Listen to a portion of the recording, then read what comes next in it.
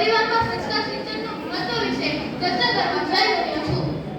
બાળકોને ઉપહાર ન આપો તો તે થોડી વાર રડશે, પણ જો સંસ્કાર ન આપો તો તે જીવનભર રડશે. બાળકોને સંસ્કાર તેના માતા-પિતા અને પરિવાર તરફથી મળે છે. વ્યક્તિનો વ્યવહાર તેના સંસ્કાર પરથી નક્કી થાય છે. આ સંસ્કાર કોઈ પુસ્તકમાં નથી મળતા. આપણા સંસ્કાર જ આપણને જીવન જીવવાની રીત શીખવે છે. આપણી બોલી કહે દે છે કે આપણો વ્યવહાર કેવો છે, અને આપણા સંસ્કાર કહે દે છે કે આપણો પરિવાર કેવો છે. બધું જ નકલ થઈ શકે છે, પરંતુ ચરિત્ર, વ્યવહાર, સંસ્કાર અને જ્ઞાન નહીં.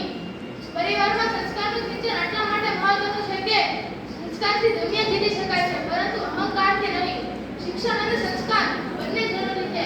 શિક્ષણથી ધન, દોલત અને પ્રસિદ્ધિ મેળવી શકાય છે, પરંતુ તેને સંભાળીને રાખવાનું તો સંસ્કાર જ શીખવે છે.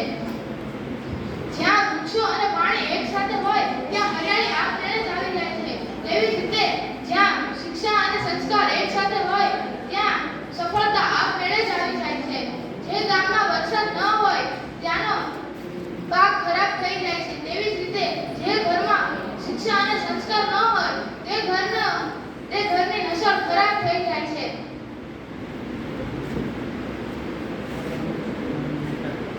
શિક્ષણ અને સંસ્કાર એ જીવનભર ચાલતી ઇન્કમ છે, જે આપણને જીવનભર કામ લાગે છે.